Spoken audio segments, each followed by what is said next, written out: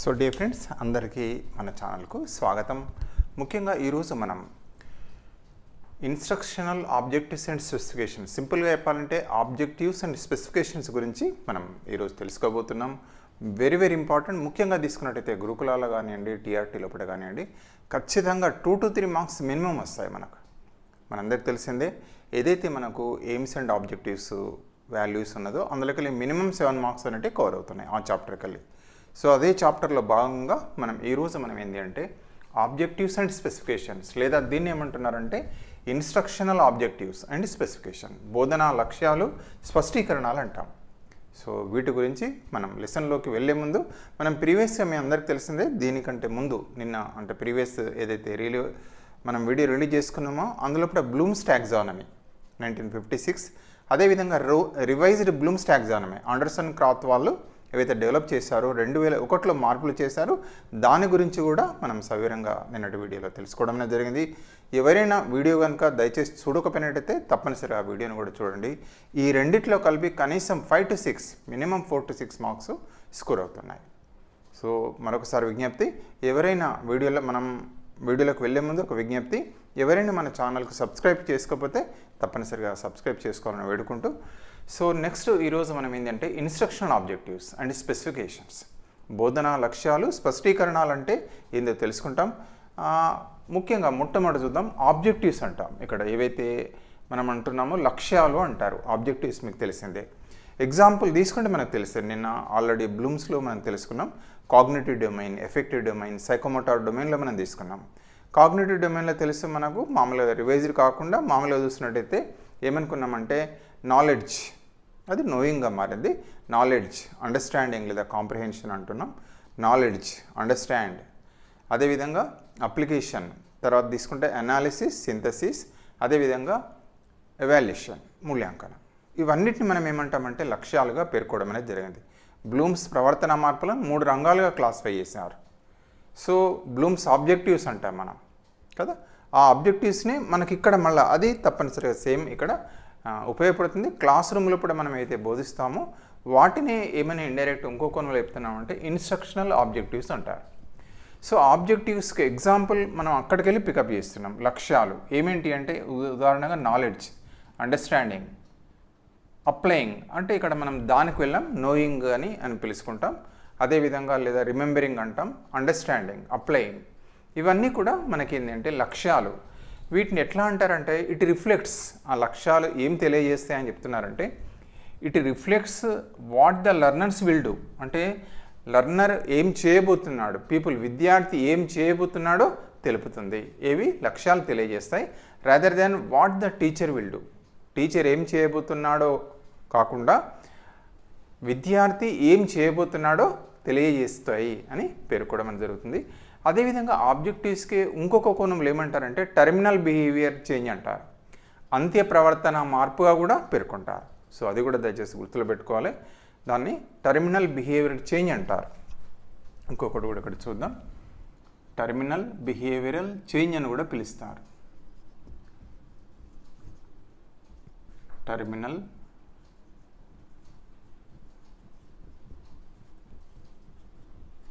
Behavioural change అని కూడా పిలుస్తారు ఆబ్జెక్టివ్స్. ఇంకొక కోణంలో అవి ఏమి వస్తాయంటే నాలెడ్జ్ అంటే జ్ఞానంలో మార్పు వస్తుంది. పాఠ్యాంశం బోధించిన తర్వాత మనం ఎప్పుడు రాసుకుంటాం, మనం లెసన్ ప్లాన్ లోపల మనం ఫస్ట్ ఐడెంటిఫై చేసేటి ఆబ్జెక్టివ్స్ ఐడెంటిఫై చేస్తాం.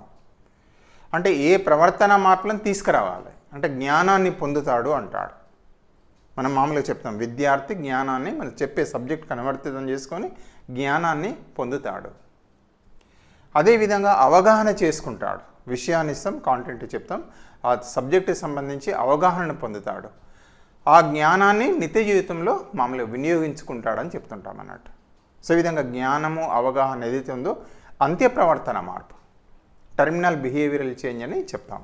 సరే, ఏదంటే జనరల్గా మనం ఏం రాసుకుంటామంటే ఒక పీరియడ్లో సాధించబోయే ఏవైతే ఉంటాయో ప్రవర్తన మార్పులు ఏవైతే ఉంటాయో ఒక కోణంలో పీరియడ్ వరకు మనం సాధించుకునే వాటిని లెసన్ ప్లాన్లో రాసుకుంటాం. సరేదేనా ఈ విధంగా ఆబ్జెక్టివ్స్ని కనుక తీసుకున్నట్టయితే వీటిని లక్ష్యాలు అంటాం. ఇవి ఎగ్జాంపుల్ ఏంటంటే నాలెడ్జ్, అండర్స్టాండింగ్, అప్లయింగ్, అనలైజింగ్. అదేవిధంగా మనం మాడిఫైడ్ కనుక తీసుకున్నట్టయితే ఎవాల్యుయేటింగ్, క్రియేటింగ్ వస్తుంది.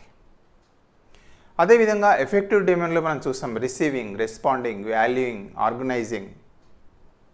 అదేవిధంగా తీసుకున్నట్టయితే మామూలుగా క్యారెక్టరైజేషన్ కింద వచ్చేసింది. ఎఫెక్టివ్ డొమైన్లో మనం చూస్తాం, అదే సైకోమోటార్ డొమైన్లో ఇప్పుడు ఇంపాన్ అనుకున్నాం, mnemonic device, imitation, manipulation, precision, articulation, naturalisation. అవి మనం సైకోమోటార్ డొమైన్లో చూస్తాం. ఏదని ఇక్కడ కనుక తీసుకున్నట్టయితే ఈ విధంగా ఆబ్జెక్టివ్స్ అని అంటే వాటి యొక్కది ఏంటంటే it reflects what the learner will do rather the what the teacher will do. ఇదే దాని మీద ఈ స్టేట్మెంట్ ఇచ్చేసి ఆబ్జెక్టివ్స్ ఆర్ అని చెప్పేసి డాష్ అని ఇచ్చేసి ఈ బిట్స్లో ఇచ్చున్నాడు. It reflects what the learners do first statement. రెండవది it indicates what the teachers will do లేదా both what they will do అట్లా ఇచ్చాడు అన్నట్టు. సో అక్కడ స్టేట్మెంట్ రూపంలో ఇస్తున్నాడు. కొంచెం ఐడియా ఉంటే మనకు కరెక్ట్ ఆన్సర్. అంటే ఇక్కడ ఆబ్జెక్టివ్స్ ఏం చేస్తాయంటే it reflects what the children will do కదా. ఇక నెక్స్ట్ అంశాన్ని తీసుకున్నట్టయితే ఏంటంటే స్పెసిఫికేషన్స్. ఇదేమో ఆబ్జెక్టివ్స్ సంబంధించింది, ఇదేమో స్పెసిఫికేషన్. ఏంది స్పెసిఫికేషన్స్ అంటే స్పష్టీకరణాలు అంటారు. ఎగ్జాంపుల్ తీసుకుందాం. సో ఇక్కడ మనం ఏమనుకుంటామంటే స్పష్టీకరణాలు, వీటికి ఇంకొక పేరు ఏంటంటే నిర్దిష్ట అంటే లర్నింగ్ అవుట్కమ్స్ అని కూడా పేరు. So which are also known as specific learning outcomes, నిర్దిష్ట అభ్యసన ఫలితాలు అంటారు తెలుగులో. ఇంగ్లీష్లో స్పెసిఫిక్ లర్నింగ్ అవుట్కమ్స్ అంటారు. వీటిని నిర్దిష్ట అభ్యసన ఫలితాలుగా పేర్కొంటారు. అంటే ఇక్కడ ఎగ్జాంపుల్ చూస్తున్నాం. అంటే ఉదాహరణకు రీకాల్, రికగ్నిషన్ అంటే దేని యొక్క స్పష్టీకరణలో మనకు తెలుసు. ఈ విధంగా తీసుకున్నట్టయితే ఏదైతే ఉందో నాలెడ్జ్, ఏదైతే ఉందో నాలెడ్జ్ యొక్క స్పష్టీకరణాలు. ఇక్కడ ఆబ్జెక్టివ్ మనకు మళ్ళీ చూద్దాం డీటెయిల్గా, బట్ కొంచెం ఎగ్జాంపుల్. ఆబ్జెక్టివ్ ఏదైతే ఉందో నాలెడ్జ్ ఆర్ నోయింగ్ ఉంది కదా. ఇది ఏంటి అంటే దానికి సంబంధించిన స్పష్టీకరణాలు ఏంటి, స్పెసిఫికేషన్స్ ఏంటి అంటే రీకాల్ అండ్ రికగ్నిషన్గా పేర్కొంటారు. గుర్తుపెట్టుకుంటే చాలు. జనరల్గా పిల్లవాడు రీకాల్ చేసుకుంటున్నాడు, రికగ్నైజ్ చేస్తున్నాడు అంటాడు. సో మన సబ్జెక్టుకు అనువర్తితం చేస్తాడు. అవి పదాలు కావచ్చు, శాస్త్రవేత్తల పేర్లు కావచ్చు. ఫర్ ఎగ్జాంపుల్ సంబంధిత ఉపకరణాలను కావచ్చు, గుర్తిస్తున్నాడు, ఐడెంటిఫై చేస్తున్నాడు. సో సబ్జెక్టుకు చేసుకోవాలి. ఇది కీవర్డ్ అన్నట్టు. కీవర్డ్ను గుర్తుపెట్టుకుంటే అది దేనికి సంబంధించింది అంటున్నాడు. సరే, ఏదైనా ఇక్కడ ఇంపార్టెంట్ ఏంటంటే ఇది ఆబ్జెక్టివ్ ఏదైతే ఉంటుందో మామూలుగా నాలెడ్జ్కి సంబంధించిన లేదా నోయింగ్కి సంబంధించిన స్పష్టీకరణాలు. అంటే ఆ పిల్లవాడు రీకాల్ చేసినా రికగ్నైజ్ చేసినా మనం దేన్ని సాధించాము అని చెప్తామంటే ఆబ్జెక్టివ్ ఏదంటే నాలెడ్జ్ యొక్క ఆబ్జెక్టివ్ని సాధించాము. అందుకే దీనికి ఏమని పేరు అంటే ఇండికేటర్స్ ఆఫ్ ఆబ్జెక్టివ్స్ అని కూడా పేరు. ఇక్కడ చూద్దాం. మనం మామూలుగా స్పెసిఫికేషన్స్కి ఏమని పేరు అంటే నిర్దిష్ట అభ్యసన ఫలితాలు అంటారు. సో అదేవిధంగా వీటికే మరొక పేరు ఏం పేరు అంటే ఇండికేటర్స్ ఆఫ్ ఆబ్జెక్టివ్స్. సో దయచేసి తప్పనిసరిగా గుర్తుపెట్టుకోవాలి. ఇదేమో ఒకటి, ఏది స్పెసిఫిక్ లర్నింగ్ అవుట్కమ్ అని ఒకటి అంటారు. ఇక్కడ రెండవది కూడా తీసుకుంటున్నాం. వాటిని ఏమంటారంటే indicators of objectives. Indicators of objectives.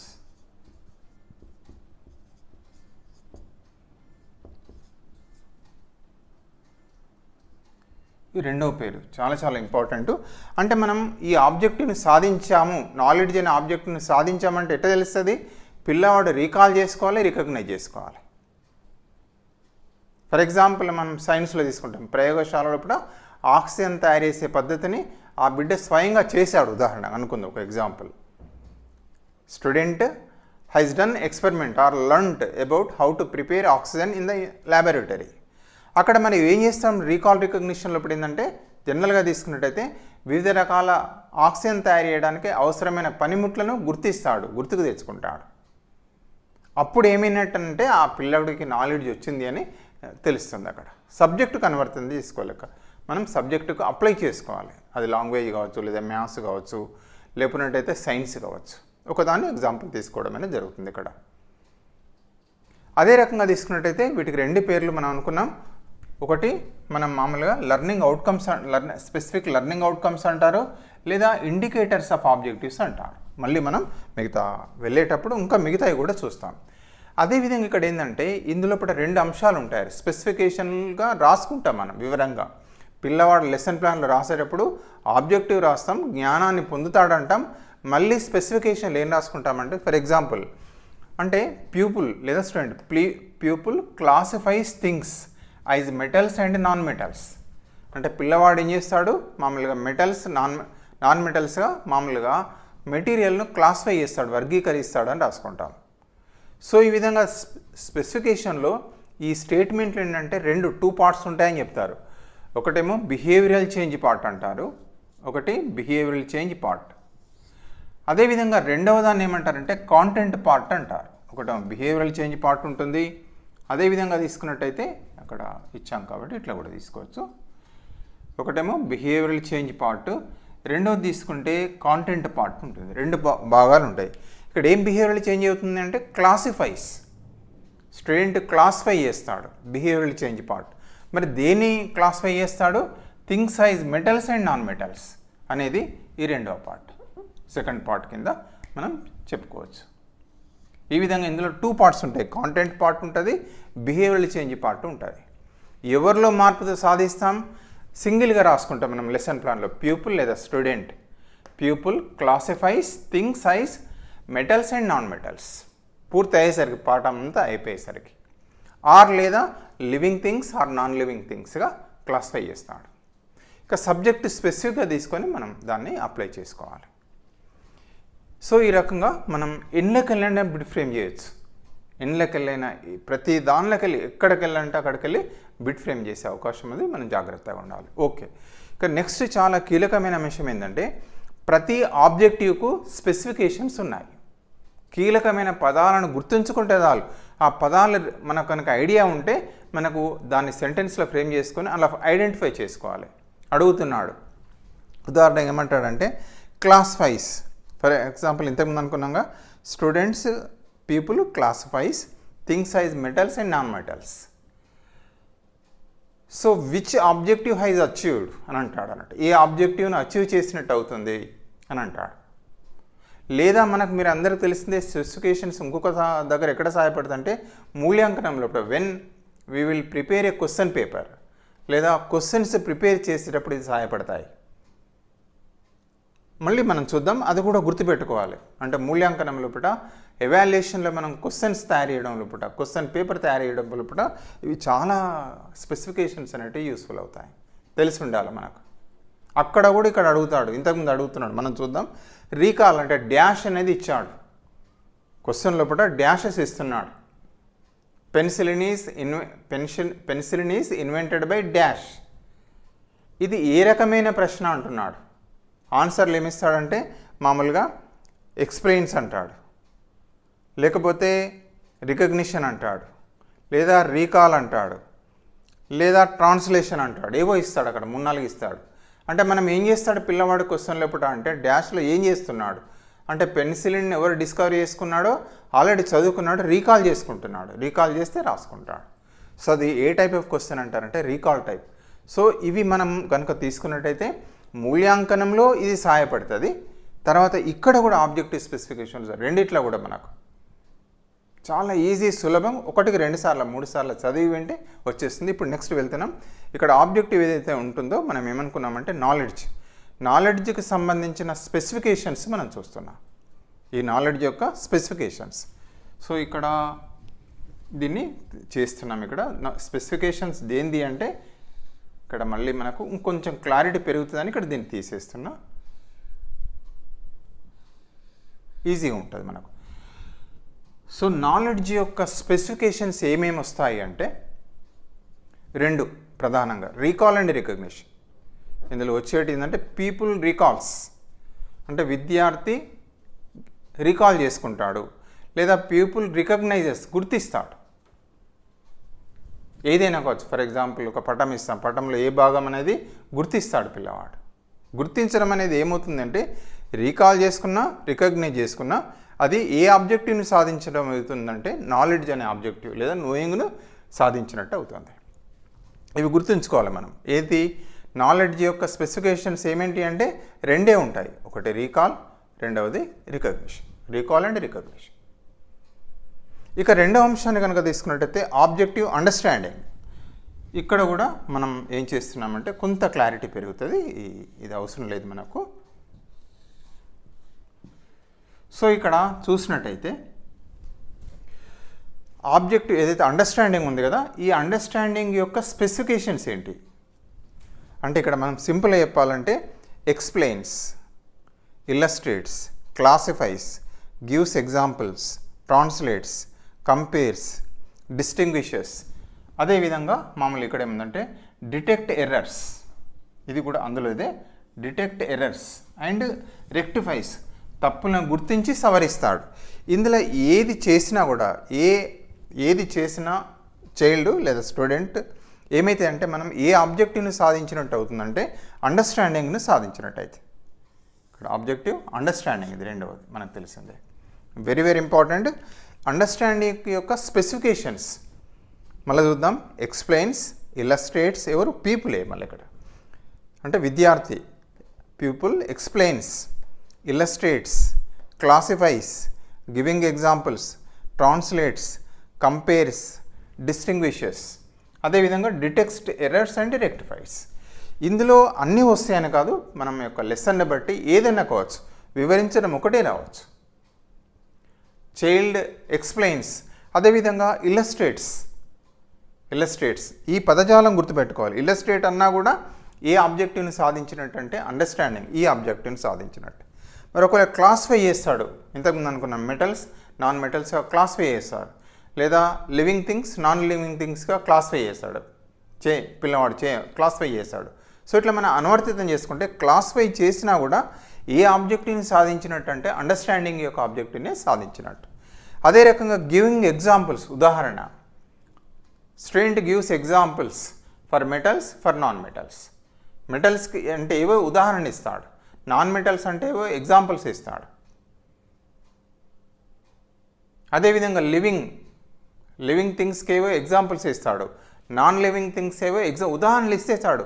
అంటే అది ఏంటంటే పిల్లవాడు ఏంటంటే అండర్స్టాండ్ చేసుకున్నట్టు. అందుకే వీటిని ఏమంటారంటే ఇండికేటర్స్ ఆఫ్ ఆబ్జెక్టివ్స్ అంటారు. అదేవిధంగా నెక్స్ట్ ట్రాన్స్లేట్స్. ఫర్ ఎగ్జాంపుల్ మనం తీసుకుంటాం, ఇక్కడ మనం రాస్తాం. ఏంటిది ట్రాన్స్లేట్ అంటే ఇక్కడ పదాలు కావచ్చు. ఇక్కడ ఏమంటాం, ఇది CO2, దీన్ని కార్బన్ డైఆక్సైడ్ అంటాం మనం. అదేవిధంగా HCl అని రాస్తాం ఉదాహరణగా. ట్రాన్స్లేట్లో ఎగ్జాంపుల్ తీసుకుంటాం. HCl అంటే ఏమంటా, హైడ్రోక్లోరిక్ యాసిడ్ అంటాం. HCl ట్రాన్స్లేట్ చేస్తాడు.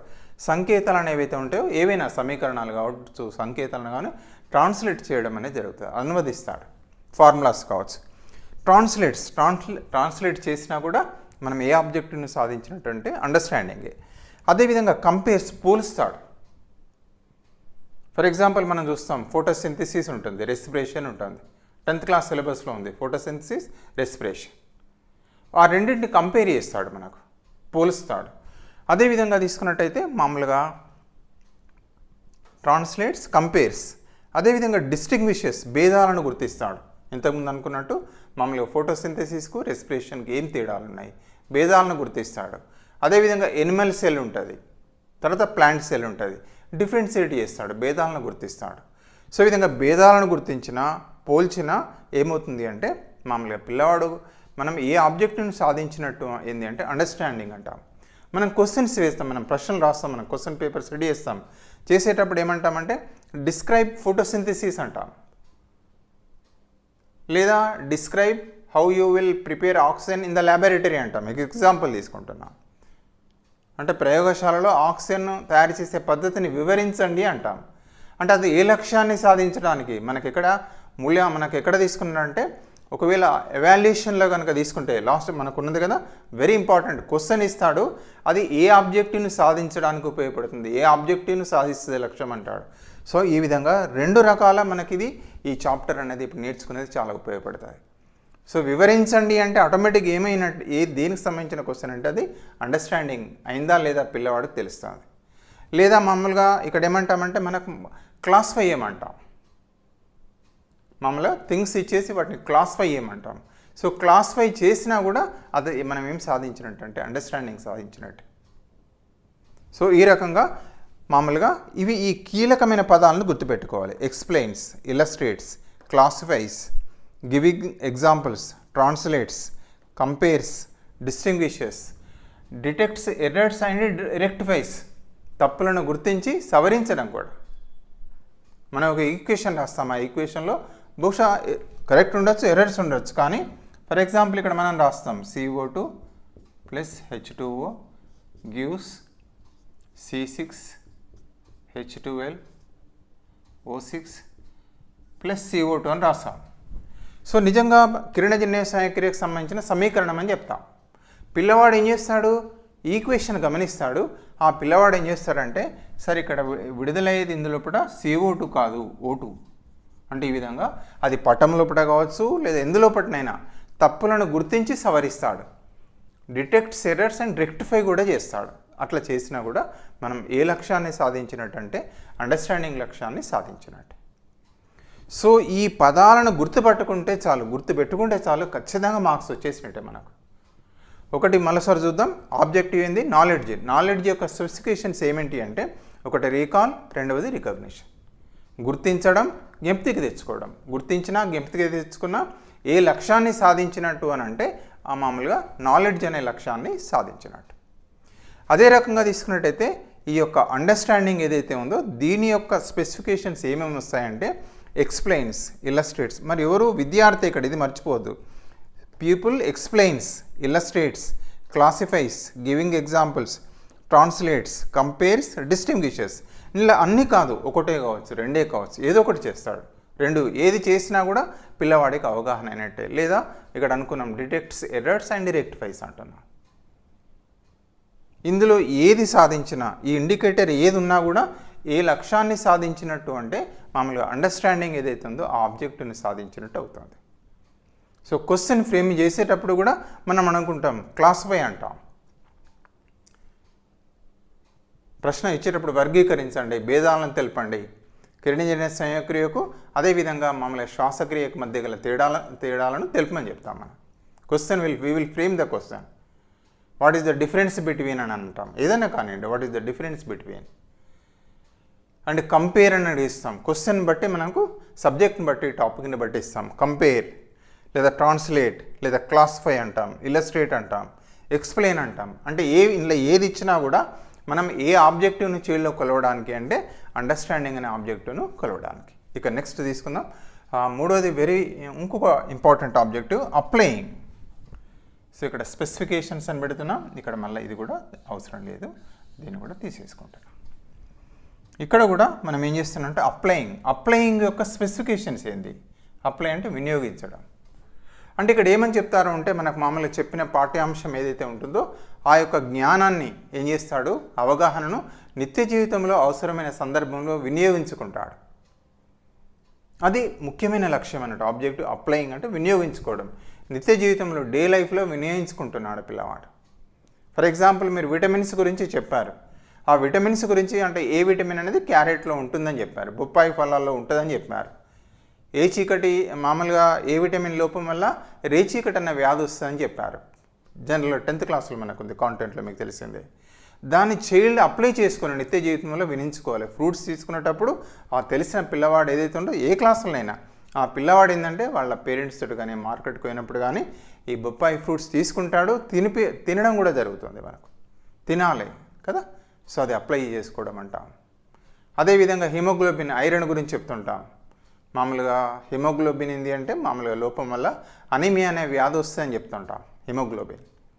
సో ఐరన్ అనేది ఆకుకూరలో ఎక్కువగా ఉంటుందని చెప్తుంటాం, బెల్లంలో ఎక్కువగా ఉంటుంది అంటారు. సో ఏవైతే ఐరన్ ఉన్న ఆహార పదార్థాలు పిల్లవాడు ఏంటంటే నిత్య జీవితంలో తీసుకోవాలి, వినియోగించుకోవాలి. సో సబ్జెక్ట్ కన్సర్న్ ఏదైతే ఉందో నిత్య జీవితంలో ఉపయోగించుకోవడమే అప్లయింగ్ ఆ నాలెడ్జ్. మరి యొక్క అప్లయింగ్ అనే దానికి స్పెసిఫికేషన్స్ ఏమేమి వస్తాయి. Selects, people selects, people predicts. ఇక్కడ చూద్దాం. Selects appropriate methods, tools, formulas ఏవైనా కాదు. అంటే ఒక పనిముట్లను, సరైన పనిముట్లను ఎంపిక చేసుకుంటున్నాడు. అంటే తన యొక్క జ్ఞానాన్ని ఉపయోగించుకుంటున్నాడు. మనం చూస్తాం ఇంట్లో ఎలక్ట్రికల్ వర్క్ వస్తుంటుంది, ఏ పని చేసినా ఏ పనైనా ఆ సరైన పనిముట్టిని ఎంపిక చేసుకుంటాం. ఫర్ ఎగ్జాంపుల్ జ్వరమానని థర్మామీటర్ వాడతాం. పిల్లవాడు జ్వరం వచ్చిందంటే ఆ థర్మామీటర్ని ఎంపిక చేసుకుంటున్నాడు జ్వరం తెలుసుకోవడానికి. అదేవిధంగా పల్స్ ఆక్సిమీటర్, ఆ మధ్యకాలంలో మనకు తెలుసు కరోనా పీరియడ్ లోపల ఆక్సిజన్ లెవెల్స్ తెలుసుకోవడానికి ఉపయోగించడం అనేది జరిగింది. మనం అందరం కూడా పల్స్ ఆక్సిమీటర్. సరే ఏదైనా ఈ విధంగా మామూలు ఎంపిక చేసుకోవడం అంటారు. అప్రాప్రియేట్ మెథడ్స్ కావచ్చు, టూల్స్ కావచ్చు, ఫార్ములాస్ కావచ్చు, మన యొక్క సబ్జెక్ట్కి అనువర్తితం చేసుకుంటే అది ఏంది అని అంటే ఈ యొక్క అప్లై అంటే వినియోగించడం, అప్లయింగ్ అన్నట్టు ఆబ్జెక్టివ్ సాధించినట్టు. అదేవిధంగా ప్రిడిక్ట్స్, సాల్వ్స్, ఫార్ములాస్ ఉపయోగించి ప్రాబ్లమ్ సాల్వ్ చేయడం కావచ్చు, సూత్రాలను సిద్ధాంతాలను ఉపయోగించి అది నిత్య జీవితంలో వినియోగించుకోవడం కావచ్చు, లేదా కన్స్ట్రక్ట్స్ అంటున్నాం మనం. ఇక్కడ మనం అప్లై చేసుకోవడంలో మనం తీసుకుంటాం. సమ్మర్ లోపల పిల్లలు ఏం చేస్తారంటే తెలుసుకున్నది అంటే మామూలుగా ఈ యొక్క ఫిజిక్స్లో చెప్తుంటాం ఏంటంటే వైట్ అనేది కంప్లీట్గా ఈ యొక్క కాంతిని శోషించుకోదు, రిఫ్లెక్ట్ చేస్తుంది, పరావర్తన చెందిస్తుంది. అందుకే ఇంట్లో లోపల కలర్స్ వేసేటప్పుడు బయట వైట్, పూర్వకాలంలో మనం సున్నం అనేవాళ్ళు, సున్నం వాడేవాళ్ళు. అదేవిధంగా రైతులు పనిచేసేటప్పుడు తెల్ల రుమాలు కానీ మనం కూడా తెల్ల డ్రెస్ వేసుకోవాలి సమ్మర్లో అని చెప్తారు. అదేవిధంగా కాటన్ దుస్తులు వేసుకుంటే చెమటని పీల్చుకుంటాయని చెప్తాం పిల్లలకు చెప్పేటప్పుడు. అది ఏం చేస్తారంటే ఈ నాలెడ్జ్ను మనము నిత్య జీవితంలో ఉపయోగించుకోవడం. లేదా ఇంటి నిర్మాణంలో వెంటిలేటర్స్ పెడతామని చెప్తాం జనరల్గా. వెంటిలేటర్ల ద్వారా ఎండాకాలంలో ఇప్పుడు వేడైన గాలి బయటకు వెళ్ళిపోతుంది, విండోస్ డోర్స్కి వెళ్ళి చల్లటి గాలి లోపలికి వస్తుంది. ఒకవేళ వెంటిలేటర్ లేకపోతే లోపల వేడైన గాలి అట్లే ఉంటుంది, ఇంకా మనకు వేడిగా అనిపిస్తుంది అని చెప్తాం. ఈ జ్ఞానాన్ని పిల్లవాడు ఏం చేస్తారంటే అవగాహన తన ఇల్లు నిర్మించుకునేటప్పుడు కానీ సందర్భాన్ని బట్టి ఉపయోగించుకోవడం అనేది జరుగుతుంది. ఏదైనా ఇవన్నీ కూడా వీటిని ఏమంటారంటే మామూలుగా ఈ రకంగా ఉపయోగించుకోవడం, నిత్య జీవితంలో ఉపయోగించుకోవడం. ప్రిడిక్ట్ చేస్తాడు అంటున్నాం మనం. వెంటిలేటర్లు పెట్టకపోతే ఏమవుతుందో చెప్తాం మనం, ఊహిస్తాడు పిల్లవాడు. ఓకే, ఈ విధంగా ఆబ్జెక్టివ్ అప్లయింగ్ యొక్క స్పెసిఫికేషన్స్ ఏమవుతుంది అంటే సెలెక్ట్స్ అప్రాప్రియేట్ మెథడ్స్ కావచ్చు, టూల్స్ కావచ్చు, ఫార్ములాస్ కావచ్చు, ప్రిడిక్ట్ చేస్తాడు, సాల్వ్ చేస్తాడు, కన్స్ట్రక్ట్ చేస్తాడు. ఇవి ఏ టర్మినాలజీ వచ్చినా కూడా మనం ఏమి సాధించినట్టు అని అంటే అప్లయింగ్ అనేది లక్ష్యాన్ని సాధించినట్టు. ఇక నెక్స్ట్ ఆబ్జెక్టివ్ ఏంటి అంటే మామూలుగా తీసుకున్నట్టయితే ఇంట్రెస్ట్, అభిరుచి అనేది. ఇంట్లోకెళ్ళి కూడా అడుగుతున్నాడు అభిరుచి. పిల్లల లోపల అభిరుచిని డెవలప్ చేయాలి. ఎఫెక్టివ్ డొమైన్లో మనం తీసుకున్నాం రిసీవింగ్, రెస్పాండింగ్, వాల్యూయింగ్. వాటిని అన్నిటి యొక్క సమాహారమే మూడింటి లోపల అనుకున్నాం. ఇంట్రెస్ట్ కావచ్చు, అటిట్యూడ్స్ కావచ్చు, అప్రిసియేషన్ కావచ్చు. మరి పిల్లల్లో అభిరుచి డెవలప్ అయిందని ఎట్లా తెలుస్తుంది అంటే పిల్లలు పార్టిసిపేట్ చేస్తారు సబ్జెక్ట్ని బట్టి. చర్చల్లో పాల్గొనడం కావచ్చు, లేదా లిటరరీ యాక్టివిటీస్లో పాల్గొంటున్నాడు, లేదా మామూలుగా వ్యాసాలు రాసి పంపిస్తున్నాడు, లేదా సైన్స్ క్లబ్లో పార్టిసిపేట్ చేస్తున్నాడు, లేదా సైన్స్ ఫేర్స్ వెళ్తే దర్శిస్తున్నాడు, విజిటింగ్. అది కూడా దేన్ని తెలియజేస్తుంది అంటే ఈ యొక్క అభిరుచిని తెలియజేస్తుంది. కలెక్ట్స్, రైడ్స్, విజిటింగ్, సందర్శించడం కూడా అది ఆ యొక్క బిడ్డ యొక్క ఇంట్రెస్ట్ని తెలియజేస్తుంది, అభిరుచిని తెలియజేస్తుంది. ఇక్కడ ఆబ్జెక్టివ్ ఏంటి అంటే ఇంట్రెస్ట్, అభిరుచి. సో వీటి యొక్క ఇండికేటర్స్ ఏంటంటే పార్టిసిపేట్ చేయడం కావచ్చు, కలెక్ట్ చేయడం కావచ్చు, రైటింగ్ ఆర్టికల్స్ కావచ్చు, విజిటింగ్ కావచ్చు కదా, రీడింగ్ మ్యాగజైన్స్ కూడా కావచ్చు. ఇక నెక్స్ట్ వచ్చినట్టయితే ఏంటంటే ఆబ్జెక్టివ్ అటిట్యూడ్, వైఖరులు. సో ఇందులో ఇప్పుడు తీసుకున్నట్టయితే మనకు మామూలుగా ఏమొస్తుందంటే ఒకటేమో పాజిటివ్ అటిట్యూడ్ కింద చెప్పుకుంటాం, అటిట్యూడ్స్ వైఖరులు డెవలప్ కావడం. అదేవిధంగా సైన్స్ దానిలో పట్ల సైంటిఫిక్ అటిట్యూడ్స్ అంటాం. సైంటిఫిక్ అటిట్యూడ్స్,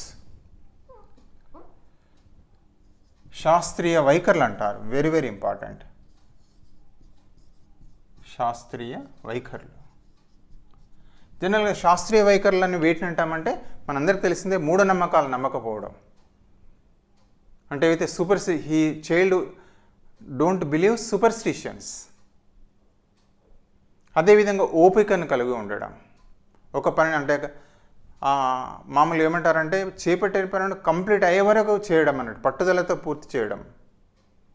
ఇతరుల భావాలను గౌరవించడం, respects others opinions, open mindedness, perseverance అంటారు. ఇంతకుముందు అనుకున్నాక పర్జీవరెన్స్, ఒక పనిని చేపట్టే వరకు పూర్తి అయ్యే వరకు పట్టుదలతో పూర్తి చేస్తాడు, పర్జీవరెన్స్ అంటారు.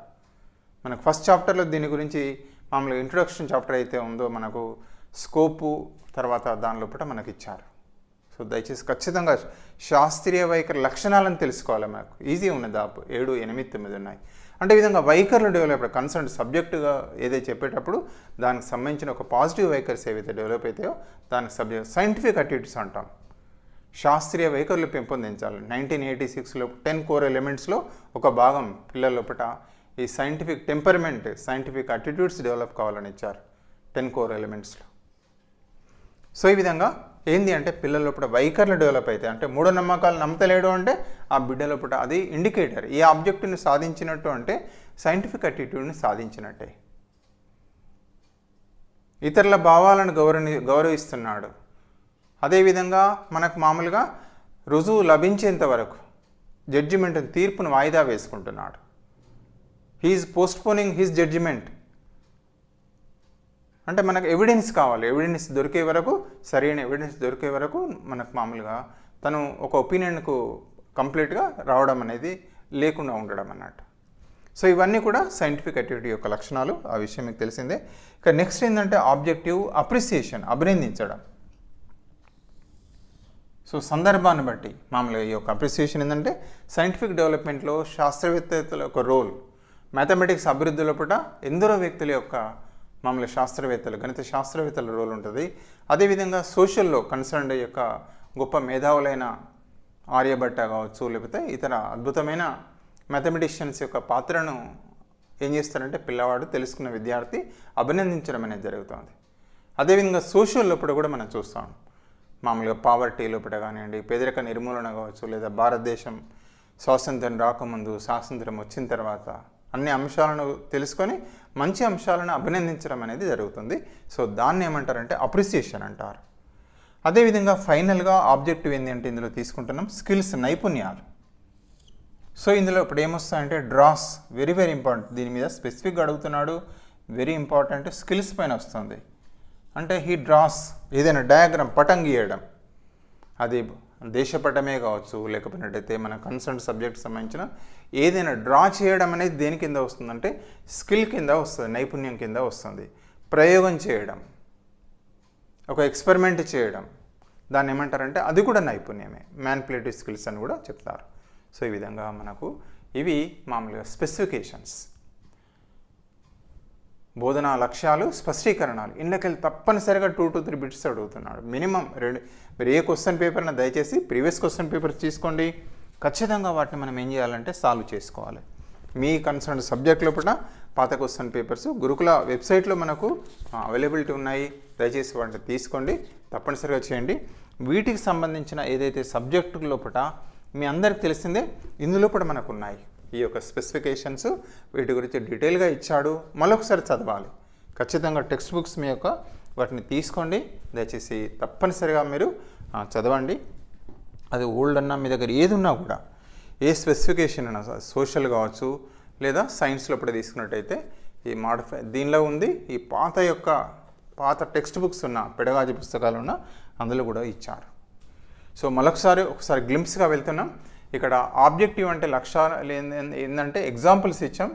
It reflects the learners what the learner will do rather than what the teacher do, లేదా వాటిని టర్మినల్ బిహేవియరల్ చేంజెస్ అని కూడా పేర్కొంటారు. ఎగ్జాంపుల్ తీసుకుంటే నాలెడ్జ్ కానీ, మనం బ్లూమ్స్ టాక్సానమీలో నేర్చుకున్న కాగ్నిటివ్ డొమైన్ కావచ్చు, ఎఫెక్టివ్ డొమైన్ కావచ్చు, సైకోమోటర్, అవన్నీ కూడా మనకు బోధనా లక్ష్యాలే కదా, ఇవి ఇక్కడ చూపెడుతున్నాం. సో స్పెసిఫికేషన్స్ అంటే ఏంటి అంటే స్పష్టీకరణాలు. ఎగ్జాంపుల్ తీసుకున్నట్టయితే రీకాల్, రికగ్నిషన్, ఎక్స్ప్లెయిన్, మనం ఇక్కడ తీసుకునే చెప్తున్నాం. గివింగ్ ఎగ్జాంపుల్స్ కావచ్చు, కలెక్టింగ్ బుక్స్ కావచ్చు, విజిటింగ్ ఆర్ డ్రాయింగ్ కావచ్చు, ఇవన్నీ కూడా స్పెసిఫికేషన్కు ఉదాహరణలు. So which are also known I specific learning outcomes. Specific learning outcomes అని ఈ స్పెసిఫికేషన్స్కి మరొక పేరు. వాటిని తెలుగులో నిర్దిష్ట అభ్యసన ఫలితాలు అంటారు. అదేవిధంగా తీసుకున్నట్టయితే వెరీ వెరీ ఇంపార్టెంట్ ఇంకోటి ఇండికేటర్స్ ఆఫ్ ఆబ్జెక్టివ్స్ అంటారు. మామూలుగా లక్ష్యాల సూచికలు, ఇండికేటర్స్ ఆఫ్ ఆబ్జెక్టివ్స్. మనం ఆబ్జెక్టివ్ను సాధించామా లేదా అని ఎట్లా తెలుస్తుంది అంటే స్పెసిఫికేషన్ ద్వారానే తెలుస్తుంది. సో వీటికి సంబంధించింది ఈ యొక్క మనం ఎట్లా రాస్తాము లెసన్ ప్లాన్లో మీకు తెలిసిందే. పీపుల్ ఎగ్జాంపుల్ తీసుకున్నాం. ఇక్కడ people classifies things as metals and non metals అనే ఆ రకంగా విద్యార్థి ఏం చేయబోతున్నాడు అంటే వివరంగా ఆ లర్నింగ్ ఆబ్జెక్టివ్తో రాస్తాం. ఇందులో 2 ఉంటుంది, 2 పార్ట్స్ ఉంటాయి. ఒకటి బిహేవియరల్ పార్ట్ ఉంటుంది, బిహేవియరల్ చేంజ్ పార్ట్ ఉంటుంది, రెండవది కాంటెంట్ పార్ట్ కూడా ఉంటుంది. బిట్ ఎక్కడికి వెళ్ళినా ఫ్రేమ్ చేస్తే ఎందుకంటే లెసన్ ప్లాన్లో బహుశా మీరు బీఎడ్ చేసేటప్పుడు నెంబర్ ఆఫ్ లెసన్ ప్లాన్ రాసే ఉంటారు, ఒక్కసారి రీకాల్ చేసుకుంటే మీకు వచ్చేస్తుంది. ఇక ఆబ్జెక్టివ్స్ కనుక ఇవేంటి అంటే ఇంకోటి ఏంది, ఈ యొక్క స్పెసిఫికేషన్ ఇంకొక ముఖ్య లక్షణం ఏంటంటే అబ్జర్వేబుల్ అండ్ మెజరబుల్. అదేవిధంగా 3వ లక్షణం కూడా చెప్తారు, ఆబ్జెక్టివ్ అంటారు. ఆబ్జెక్టివ్ కూడా ఉంటుంది, అంటే సబ్జెక్టివ్ కాదు ఆబ్జెక్టివ్. 3 లక్షణాలు ఉంటాయి దీనికి. స్పెసిఫికేషన్స్ యొక్క లక్షణాలు అంటే మనం పరిశీలించవచ్చు, ప్రవర్తన మార్పును పరిశీలించవచ్చు. వివరిస్తాడు, అదేవిధంగా గుర్తిస్తాడు, జ్ఞప్తికి తెచ్చుకుంటాడు, వర్గీకరిస్తాడు, మనం అబ్జర్వ్ చేయొచ్చు మనం కదా. అందుకే వీటిని ఏమంటారు observable and measurable and also ఈ యొక్క ఆబ్జెక్టివ్. ఇది ఒక మూడో లక్షణం. ఏదైనా ఇక్కడ ఇంపార్టెంట్ ఏంటంటే ఈ యొక్క తీసుకున్నట్టయితే నాలెడ్జ్, ఒక ఆబ్జెక్టివ్ని తీసుకున్నాం నాలెడ్జ్. ఈ నాలెడ్జ్ యొక్క స్పెసిఫికేషన్స్ ఏంటంటే రీకాల్ అండ్ రికగ్నిషన్. అదేవిధంగా రెండో ఆబ్జెక్టివ్ని తీసుకున్నాం అండర్స్టాండింగ్. దీని యొక్క స్పెసిఫికేషన్స్ ఏమేంటి అంటే ఇది ప్యూపులే, మళ్ళీ ఎవరో కాదు, పీపుల్ రికాల్స్, పీపుల్ రికగ్నైజెస్. ఇక్కడ అండర్స్టాండింగ్ యొక్క స్పెసిఫికేషన్స్ ఏమేమి వస్తాయంటే people explains, illustrates, classifies, giving examples, translates, compares, distinguishes. అంటే విద్యార్థి వివరిస్తాడు, వర్గీకరిస్తాడు, ఉదాహరణలు ఇస్తాడు, అనువదిస్తాడు, పోల్స్తాడు, భేదాలను గుర్తిస్తాడు. అదేవిధంగా డిటెక్ట్స్ ఎర్రర్స్ అండ్ రెక్టిఫైస్, మామూలుగా తప్పులను గుర్తించి సవరిస్తాడు. అదేవిధంగా ఇక్కడ కూడా ట్రాన్స్లేట్స్ అని వచ్చింది, CO2 అంటే కార్బన్ డైఆక్సైడ్ అని చేస్తాడు. అదే రకంగా అప్లయింగ్ కనుక తీసుకున్నట్టయితే వినియోగించడం, అంటే ఈ యొక్క జ్ఞానాన్ని కానీ అవగాహన కానీ నిత్య జీవితంలో ఉపయోగించుకుంటాడు. సో దాని యొక్క స్పెసిఫికేషన్స్ ఏంటంటే సెలెక్ట్స్, అప్రాప్రియేట్ మెథడ్స్ కావచ్చు, టూల్స్ కావచ్చు, ఫార్ములాస్ కావచ్చు. అదేవిధంగా he can predicts, solves, constructs. ఇందులో ఏది చేసినా ఇది ఏది వచ్చినా కూడా ఏం సాధించినట్టు అంటే అప్లయింగ్, వినియోగాన్ని సాధించినట్టు. ఇక ఆబ్జెక్టివ్ ఏంది ఇంట్రెస్ట్, అభిరుచి. అభిరుచి అనేది ఎట్లా తెలుస్తుంది? పార్టిసిపేట్ కావడం కావచ్చు, అదేవిధంగా సేకరించడం కావచ్చు, కలెక్ట్స్ కావచ్చు, reads magazines. For example science magazines చదువుతాడు, సైన్స్ క్లబ్స్కి వెళ్తున్నాడు, సైన్స్ క్లబ్లో పార్టిసిపేట్, అభిరుచిని తెలియజేస్తుంది. లేదా లిటరరీ క్లబ్స్లో పార్టిసిపేట్ చేస్తున్నాడు. అదే రకంగా రైట్స్, ఆర్టికల్స్ రాస్తున్నాడు. అదేవిధంగా విజిట్స్ అన్నట్టు, మ్యూజియాన్ని సందర్శిస్తున్నాడు. ఇవన్నీ కూడా ఏం తెలియజేస్తుందంటే ఆ యొక్క చైల్డ్ యొక్క అభిరుచిని తెలియజేస్తుంది. ఇక నెక్స్ట్ ఆబ్జెక్టివ్ ఏంటంటే అటిట్యూడ్, వైఖరులు.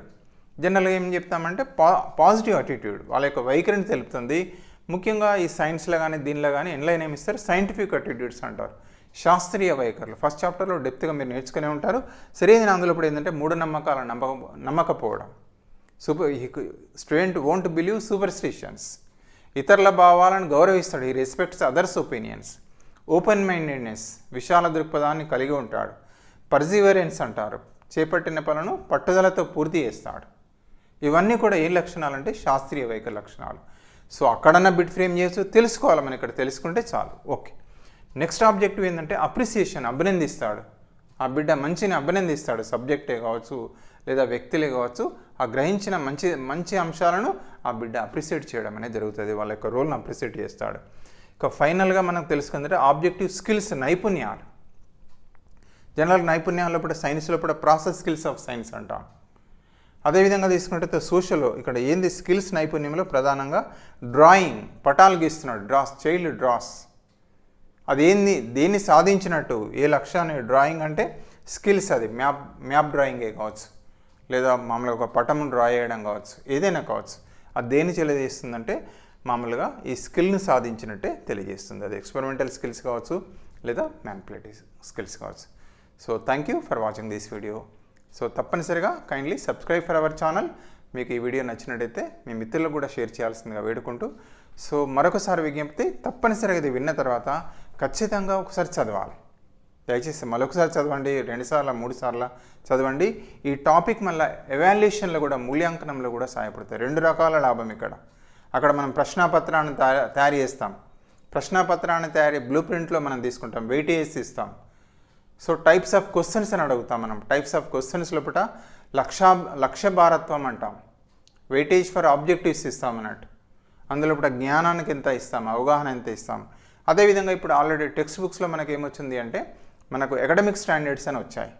సో అకాడమిక్ స్టాండర్డ్స్లో ఇక్కడ నథింగ్, మీరు గమనించండి, అండర్స్టాండింగ్ ఏదైతుందో ఈ అండర్స్టాండింగే మనకు ఫస్ట్ అక్కడ అకాడమిక్ స్టాండర్డ్లో ఫస్ట్ వన్ ఉంది, కాన్సెప్చువల్ అండర్స్టాండింగ్ అంటారు, విషయాన్ని అవగాహన చేసుకోవడం. సేమ్ ఇవే కనుక మీరు అందులో కూడా చూసినట్టయితే ఈ ఎక్స్ప్లెయిన్స్ కానీ, illustrates, classifies, give examples, translates, compares, మీరు టెక్స్ట్ బుక్ చూస్తే ఇవే కనబడతాయి మనకు. మళ్ళీ ఇవి ఎక్కడో అనుకోకండి, ఇళ్ళకెళ్ళి పికప్ చేసినాయి. సో జస్ట్ అందులో ఇప్పుడు ఉదాహరణగా సైన్స్ కానీ మనం అందులో తీసుకున్నట్టయితే ఏం చేస్తాడంటే ఈ ప్రాసెస్ స్కిల్స్ను, తర్వాత ఇవి ఇప్పుడు మనం చదువుకున్న ఈ యొక్క బ్లూమ్స్ టాక్సానమీ కానీ లేకపోతే ఈ ఎడ్యుకేషనల్ ఆబ్జెక్టివ్స్లోకి వెళ్ళి రెండు మిక్స్ చేస్తేనే అకాడమిక్ స్టాండర్డ్స్ వచ్చాయి.